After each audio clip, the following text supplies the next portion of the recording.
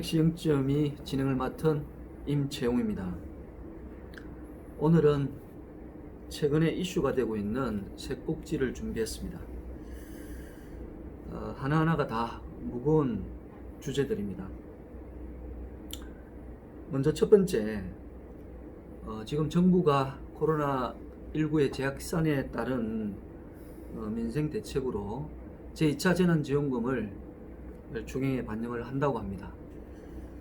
그런데 문제는 이 추경의 지원 대상에 우리 법인 택시가 빠져 있다는 겁니다.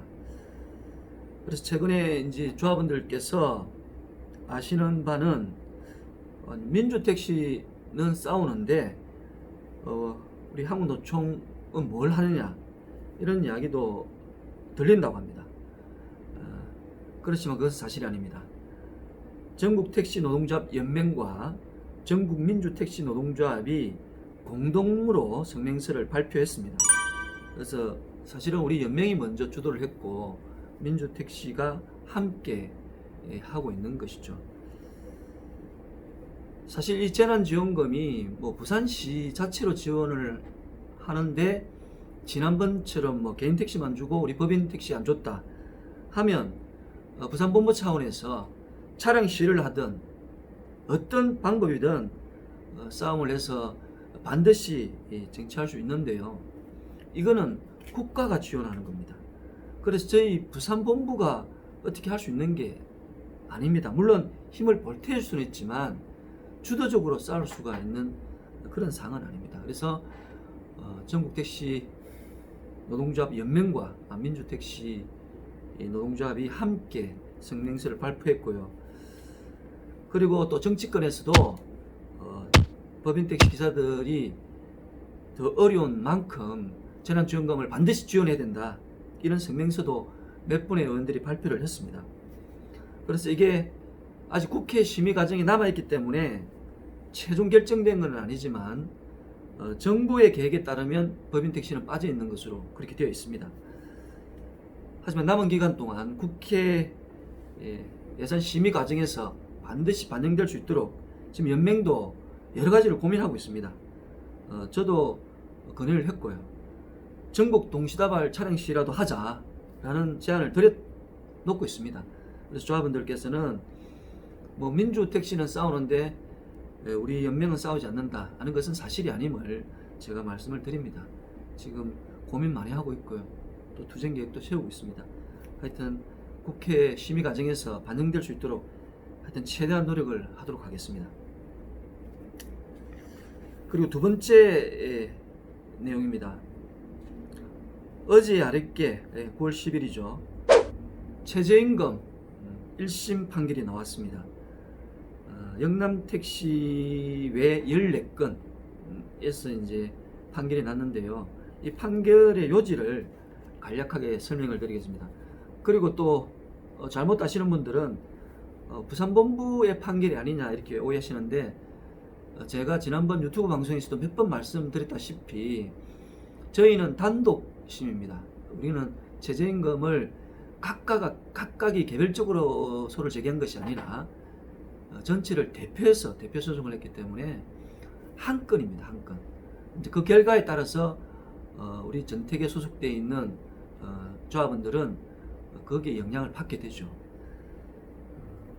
그래서 먼저 지금 1심이 난 거는 합의부입니다. 합의부에서 판결이 났고 그날 바로 9월 10일 날 저희 재판부에 선고 기일을 잡아달라고 요청을 해놓은 상태입니다. 아마 곧 우리 부산본부 대표 소송의 재판도 선고 기일도 잡힐 것으로 그렇게 봅니다. 근데 이것은 개별 사업장에서 개개인들이 제기한 소에 대한 1심 판결입니다. 그 내용을 설명을 드리면 간략하게 설명을 드리겠습니다. 아직 이게 1심이 판결이 났지만 앞으로 2심, 3심도 남아있기 때문에 최종 결정된 내용은 아니기 때문에 제가 구체적으로 설명을 드리는 것보다는 중요한 내용만 설명을 드리겠습니다. 이번 1심 판결의 핵심 내용은 소정근로시간입니다. 우리가 임금협정을 그때 시점에서 좀 더듬어 보면 2005년도, 2008년도, 2010년도, 2013년도 이 언저리에서 소중근로시간의 변화가 있었습니다. 2005년도에는 200시간, 1인 1차, 2인 1차 구분 없이 200시간을 적용했고요. 2008년도에는 1인 1차는 170시간, 2인 1차는 160시간입니다. 그래서 재판부가 1심 재판부가 이번에 판결을 하면서 주요하게 봤던 것은 우리 최저임금법 6조 5항입니다. 생산고에 따른 임금을 최저임금에 산입하지 않기로 한 것이죠. 그 산학금을 넣고 받는 고정급 외에 기사가 개인적으로 가져가는 초과 수익금은 최저임금에 산입하지 않는다. 그 조항이 부산에 적용되는 게 2010년도 7월 1일부터입니다. 그러니까 2008년도에 소중근로시간을 단축한 것은 잠탈의 의도가 없다라고 본 것이죠. 그리고 2010년도도 같은 시간이니까 2008년, 2010년도는 같다. 그렇게 본 겁니다. 그래서 저희들은 200시간을 청구했지만 1심은 170시간, 160시간으로 산정해서 최저임금에 미달하는 임금을 지급하라. 이렇게 판정을 했습니다. 지금 현재 우리 소중근로시간이 1인 1차가 120시간, 2인 1차가 110시간입니다. 그러면 그 차액인 50시간, 그죠? 1인 1차가 지금 120시간에서 170시간은 50시간이고 2인 1차는 160시간에서 120시간이니까 40시간이네, 그죠? 40시간, 50시간. 이 차액분을 지급하라는 것입니다. 그 돈을 더 받았으면 발생했을, 더 늘어났을 그 퇴직금도 지급해라. 이렇게 판결을 했습니다. 그리고 나머지 이제 원고들이 또 청구했던 게 있는데요. 그건 이제 연장 근로수당과 야간 근로수당. 이것도 지급하라고 했지만 법원의 판단은 1심의 판단은 택시 운송 사업은 근로기준법 제 58조에 따라서 노사 간에 합의한 시간은 간주 근로시간으로 인정을 해서 연장이나 야간은 지급하지 않아도 된다라고 기각 판결을 했습니다. 그 다음에 이제 이와 상반되게 피고, 그러니까 회사 측입니다. 회사 측은 또 반소를 제기했죠. 그러면 이 최저임금을 주게 되면 산학금을 좀 더 인상해야 되는데 그 인상한 부분에 대해서 그러면 근로자들이 내놔야 되지 않느냐라고 하는 거라고. 그리고 저희들이 기존 운송 수익금, 뭐 예를 들면 1인 1차가 14만 3천 원인가 그랬죠. 이 오르기 전에 그 금액에 넘어가는 돈에 대해서는 8대1로 배분하도록 되어 있는데 그 8에 대해서 사측이 주장을 했습니다. 근데 이런 모든 것도 재판부에서 다 기각을 해버렸습니다. 반소를 다 기각해버려서 피고 측의 사측의 주장은 다 기각이 되어버렸습니다. 그래서 1심의 판결도 상당히 의미가 있다, 그렇게 봐집니다. 뭐 평균적으로 일률적으로 얼마다라고 산정하기 어렵지만 대략 3년 근속을 기준으로 했을 때 1인당 1,000만 원 이상은 되지 않을까, 아주 적지 않은 금액입니다. 그래서 나름 의미 있는 판결이다, 그렇게 봐지고요. 사측은 제가 볼 때는 항소를 할 가능성이 100%입니다. 그래서 이 재판이 또 어떻게 더 진행이 될지 앞으로 봐야 될 것 같습니다. 그리고 참고로 우리 재판은 아직 선고 기일이 잡히지 않았다는 점이고요. 조만간 잡힐 것으로 봐집니다. 그때 한 번 더 알려드리도록 그렇게 하겠습니다. 그리고 세 번째,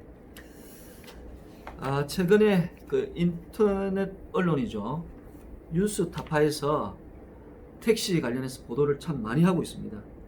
병원도 방송을 하고, 지난번에는 교습 과정에서 금품을 수수한 의혹을 또 보도를 했고, 최근에는 또 상생기금, 그리고 우리 분회위원장들의 근로시간 면제와 관련된 그런 보도를 했습니다. 제목이 참 아주 의미심장한 제목입니다. 뉴스타파의 제목이 이번에 최근에 보도한 제목을 보면 복마전이 된 부산 택시노조 이렇게 되어 있습니다. 이것은 과거에 있었던 일이지만 현재의 노조를 공격할 의도가 다분히 있어 보이는 그런 내용입니다. 이 방송을 내보낸 기자가 항일송 기자네요. 이 항일송 기자가 제가 대화를 참 많이 했고 인터뷰에 많이 응했습니다. 처음에는 저도 뉴스타파가 진실을 추구하고 탐사 보도를 위주로 하는 아주 의미 있는 그런 인터넷 언론사라고 알고 있었는데, 제가 최근에 만나서 이야기해본 바로는 과연 이것도 언론이라고 할 수 있을까 하는 의구심이 들 정도로, 지금 이 뉴스타파에 제보하는 사람은 부산 지역 본부에서 총무국장을 역임했던 사람입니다. 제가 이름을 말하진 않겠습니다. 저도 뭐 하도 고소고발을 많이 당해서 조심스럽습니다. 방송하기가. 그분이 제보하는 모든 내용을 거의 가감없이 그 사람이 의도하는 바대로 방송을 하고 있다 하는 의구심을 지울 수가 없습니다. 지금 제가 그 사람을 상대로 고소장을 하나 지금 거의 다 만들었는데요. 의료법인으로부터 저희들이 지금 매월 돈을 기부금을 지원을 받아왔습니다. 그런데 이 전 간부가 의료법인으로부터 돈을 받고 있다고 우리 대표자 의장을 배임으로 그러니까 돈을 받고 있는데 받고 있지 않다. 매월 돈을 받아야 되는데 받고 있지 않다. 그래서 부산 본부에 손실을 입히고 있다 라고 해서 업무상 배임으로 고소를 했고요. 또 병원을 상대로 해서는 병원은 의료법상 어떤 단체에 돈을 지원하면 안 되는데 우리 본부에 돈을 주고 있다고 또 그 병원의 대표자 관리하는 사람을 업무상 배임으로 또 고소를 했습니다. 정말 이런 일이 참 있을 수 있나 할 정도로 이해를 하기 어려운 일인데요. 그런 일이 벌어지고 있고, 그리고 이제 병원에서 더 이상 저희에게 돈을 지원해 줄 수 없다 이렇게 하고 있습니다. 그 이유는 제가 구체적으로 설명을 지금 드릴 수가 없습니다. 이게 또 법적 다툼을 하고 있기 때문에. 그렇지만 간략하게 말씀을 드리면, 병원에서 이 간부가, 이 제보하는 이 전 간부가 병원으로부터 돈을 다 받아갔다라고 지금 의료법인이 주장을 하고 있습니다. 그래서 저희들은 이것을 확인할 방법이 없지 않습니까? 법적으로 가지 않으면 병원에서는 줬다고 하지만 과연 줬는지 안 줬는지 저희들이 입증할 방법이 없습니다. 그래서 지금 받았다고 하는 사람을 고소할 수밖에 없습니다. 그리고 그 준 거에 대해서는 병원에서, 의료법인에서 입증을 해야 될 것으로 저는 봅니다. 그렇게 준비하고 있다는 점 말씀드리고, 그리고 사실관계가 아닌 부분에 대해서 뉴스타파하고 보도는 했지만 사실관계가 아닌 부분에 대해서 제가 좀 더 설명을 드리겠습니다. 지금 삼성기금을 빼돌려서 여행사에게 돈을 줬고, 그 여행사에서, 그러니까 병원, 이런 겁니다. 2018년도에 분회위원장들 수련대회를 가면서 병원으로부터도 돈을 지원받았고, 또 우리 본부의 예산으로도 여행사에 돈을 줬는데, 병원에서 준 돈은 그대로 여행사에 입금이 되어 있습니다. 그런데 또 우리 본부에서 상생기금으로 입금을 했으니까 이중 지출한 것이고, 그 일부인 4,766만 원을 마치 누군가가 빼돌린 것처럼 이렇게 방송을 했습니다. 이 표현이 이렇게 되어 있네요.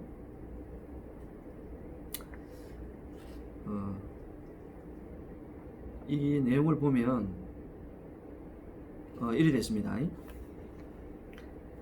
이행사 대표 윤 씨는 개인 계좌로 송금받은 금액을 전부 양 씨에게 전달했으며 이 양 씨는 제가 누구나 말씀 안 드리겠습니다. 양 씨가 직접 손으로 쓴 수령증도 받았다고 반박했다. 양 씨가 이행사에 입금했다가 현금으로 돌려받은 돈의 행방은 오리무중이다. 자, 그러면 이 오리무중이다라고 하면 이 돈을 누군가가 썼거나 횡령했거나 그런 것으로 빛을 줄 수가 있지 않습니까? 그런데 제가 이 양 씨에게 확인을 해봤습니다. 근데 이 사건은 이미 2018년도에 검찰에 고소가 되었고 검찰에 대해서 다 입증을 했다라고 합니다. 그래서 무혐의가 되었고요. 그래서 제가 장부를 확인을 해봤습니다. 그리고 입금이 과연 됐는지도 확인을 해봤습니다.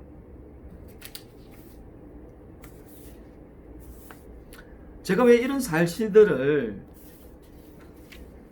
뉴스타파에 일일이 말씀을 드리지 않았던 것은 뉴스타파 당신들 마음대로 한번 보도해보라는 그런 의미가 있습니다.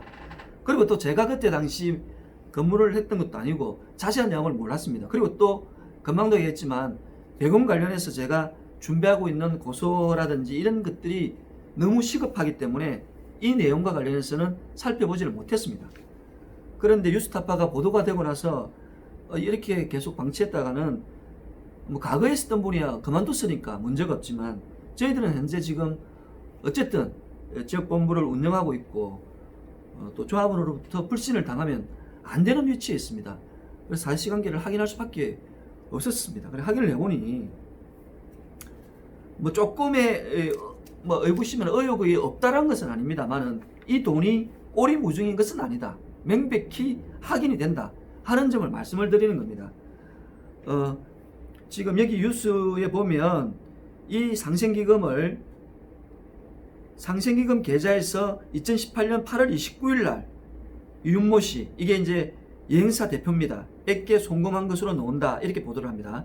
그런데 이 돈을 다시 그 여행사로부터 받아가지고 8월 31일자 2018년 8월 31일자 저희 일반회계 통장으로 현금 입금합니다. 이때 당시 총무국장이 누구였냐면 회계 책임자가 누구냐면 이 뉴스타파에 제보하는 사람입니다. 제보했던 사람이 총무국장이었습니다. 8월 31일 날 이 일반회계에 입금이 됐다는 사실을 누구보다도 잘 아는 사람이 이 뉴스타파에 제공하는 사람이에요. 이 제보를 하는 사람입니다. 4,766만 5,200원입니다. 정확하게 4,766만 5,200원. 여기는 4,766만 원이 있는데 5,200원까지 정확하게 저희 계좌로 입금이 됩니다. 그러면 여기서 보도하는 것처럼 돈의 행방은 오리무중이 아니고요. 저희 일반회계 통장으로 입금이 명확하게 되어 있는 것이죠. 그러면 이런 내용을 이 제보하는 사람이 몰랐을까요? 당시에 회계 책임자가 제보한 사람인데 정말 저는 이게 악의적이라고 봅니다.